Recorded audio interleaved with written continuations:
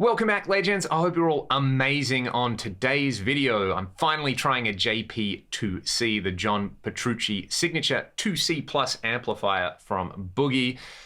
It's basically a Mark series amp, but with the killer app of having not one, but two switchable, assignable graphic EQs. There is MIDI, there's built-in reverb, and a bunch of awesome features. If you're a Mark series fan or a Petrucci fan, you are no doubt very aware about this amp. So I'm going to start on channel 2 for filthy stuff because that's why I love Mark series amps.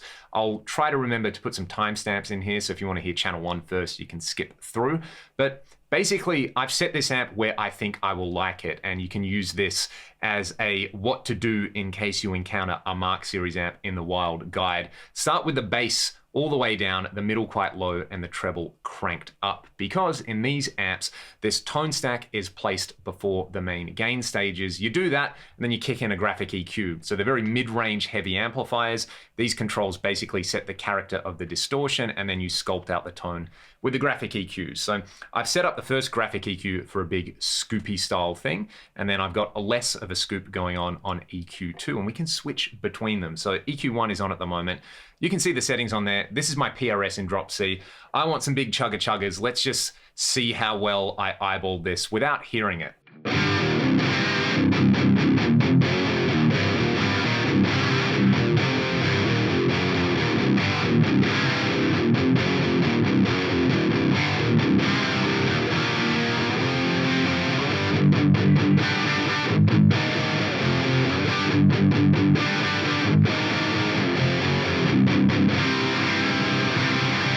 Not too bad. I wouldn't mind some more kind of cut in there. So I'll turn the presence up. Let's hear that.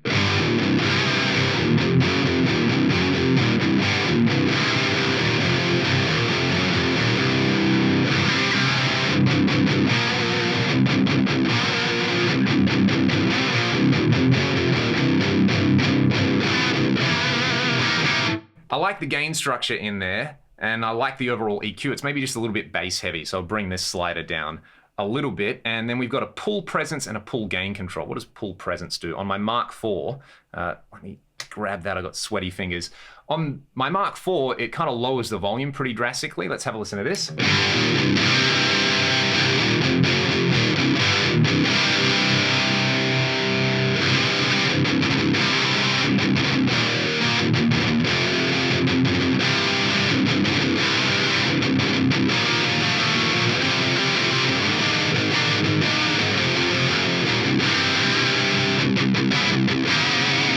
Ooh, that is nasty. That's kind of doing the opposite thing to what the Mark IV does, and I'm guessing pull gain is the fat switch. Let's hear that.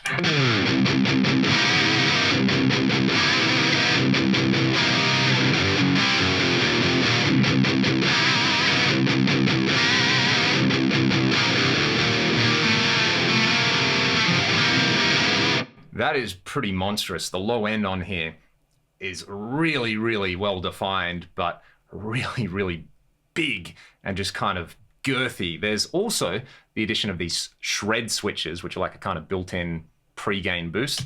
Let's do shred too.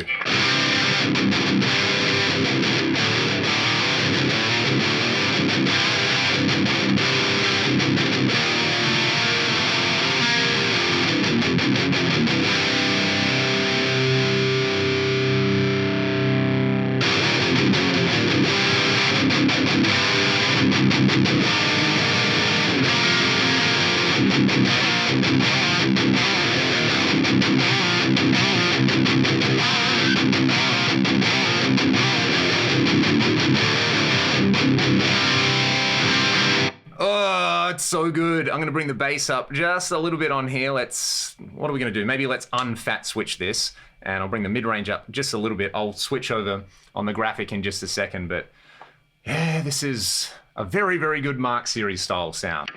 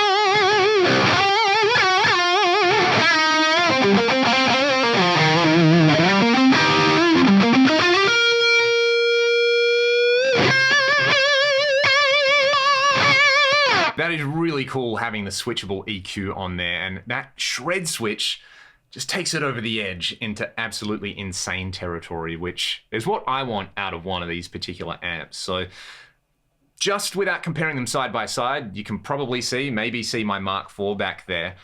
This feels like it has a slightly different low end response. Like it does have more of that thick recto-y low end going on, whereas the Mark can just get ridiculously sculpted and tight, and taut is maybe the word on there. So this is a big chunky boy. I like it. Now channel 2 and channel 3 are basically clones of one another, but if you're familiar with the Mark series, you often have two gain controls. The difference here is channel 2 has its gain control number 1 kind of preset to a lower value, and it's hidden in the amp, so you just have a single gain control, which is cool. So let's go over to channel 3, and I'm going to set this one pretty much exactly the same. So pull presence, we'll do that, we'll bring it up here. Everything else looks pretty cool, and the shred switch isn't on, but you can have shred switch on 2, or you can have it on both channels on there, and this is set to EQ number 1. Let's get chunky.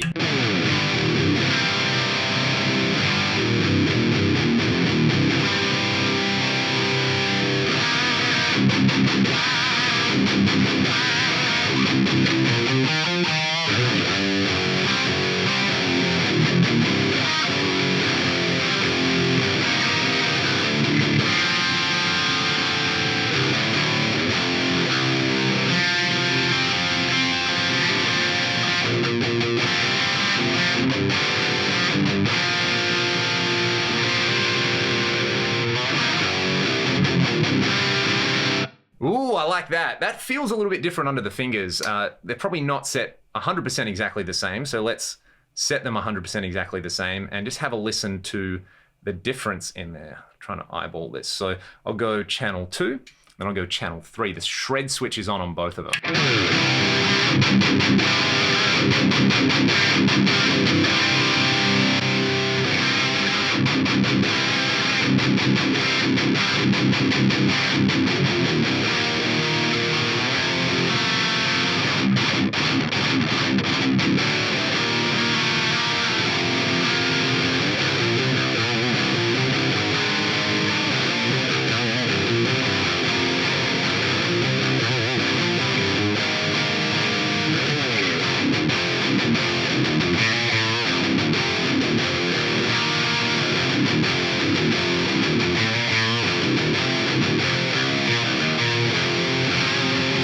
So channel 3 is just that little bit more nasty. I'm guessing it's because it's got that preset like input gain a little bit higher on there, but they're both pretty great. This one definitely has that like dry C+ thing. That's the only way I can describe it. This one sounds a little bit more like a Mark IV to my ears, which I think is pretty amazing, having those two iconic sounds in there. And again, you know, if I want more of a lead thing, I could set this one up, you know, with a fat switch here.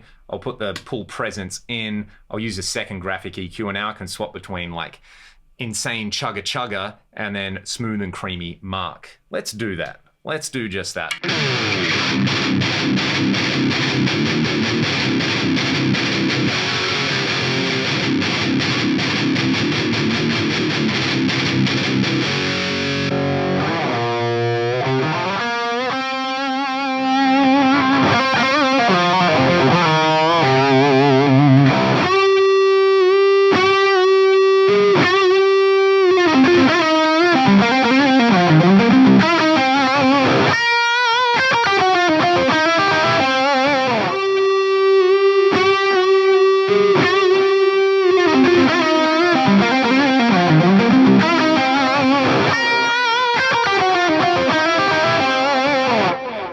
we hear this with Cael's Majesty, and then I'll try it with my JP7.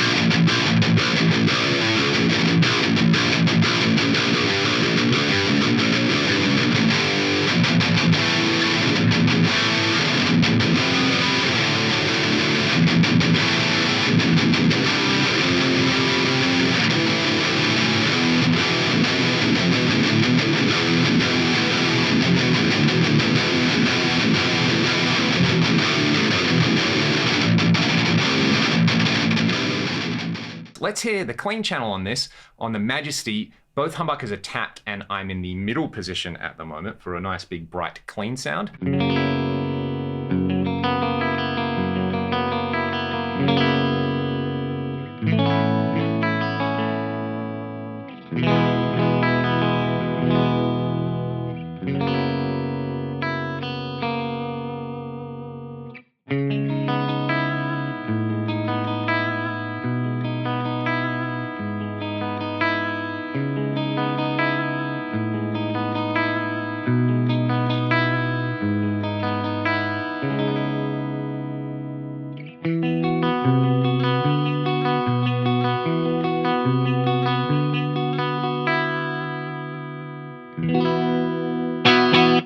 What I will have to remember to do, and Leon, you're editing this right now, remind yourself, we'll hear that same clip with some Sound Toys pitch detune and maybe some Echo Boy in post, just for some extra grease. So let's do that.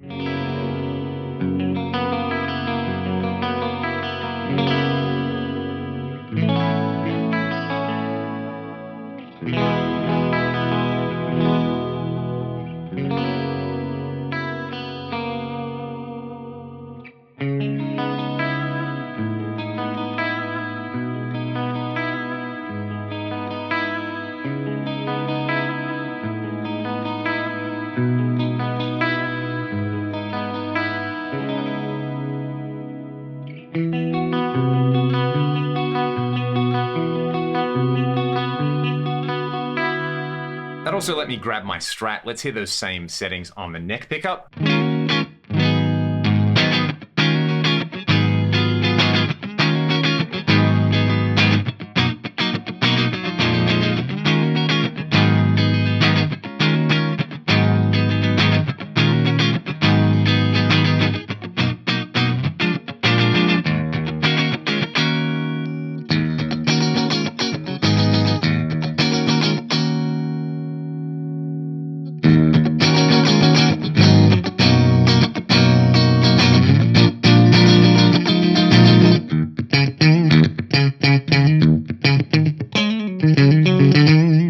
That is a mega fat clean channel. Let's hear it on the bridge pickup.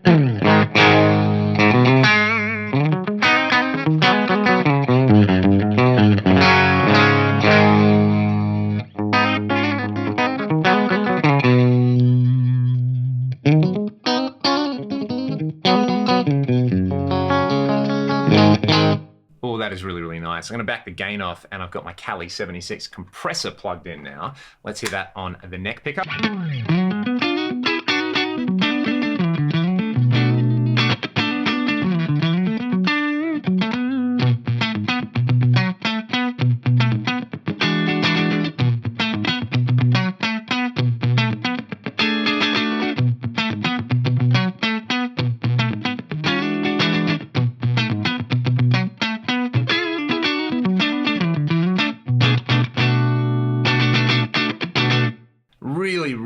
lovely clean sound on there. It sounds a lot cleaner than the clean on my Mark IV and Studio preamp. Like when you wind those all the way up with a Strat, you actually get some grit out of it. That's not really the case here. And one other thing that I find quite enjoyable about this amp compared to the Mark IV is, on the Mark IV, you've got like individual channel volumes and then a global volume on there. Here, it's just what you see is what you get. You have a master for each channel. You reach out and do it, and you are ready to roll. The dual graphic EQs on here is pretty amazing as well. Like just, for example, if I want EQ2 on there, I can do it. If I'm using the foot switch, I can just foot switch it on.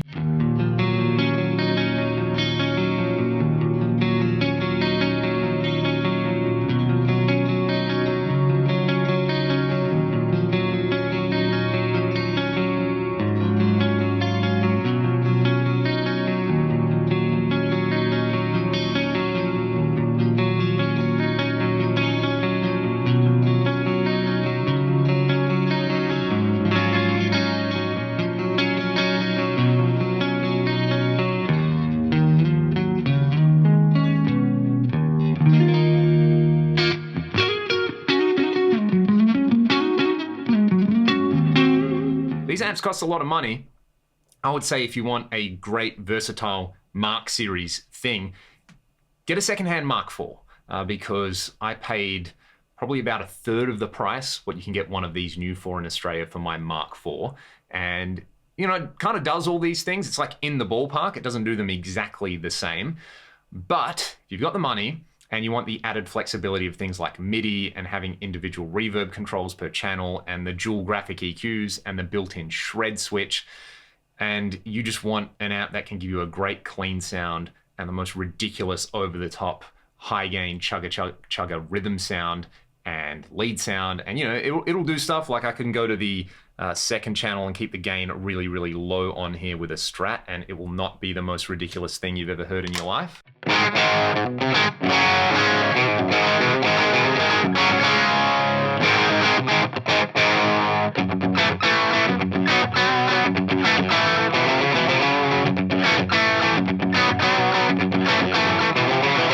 Yeah, it kind of just ticks all the boxes for what it sets out to do. So the JP2C does what it says on the tin, and like any Mark series amp, it does a whole lot more as well. Thanks so much for watching the video. Thank you to Cael for letting me borrow not only his amp, but his guitar as well, and let me know what you all thought of the tones in this particular video. If you want to support the channel, links in the video description as well. Have a great day. Thanks for watching.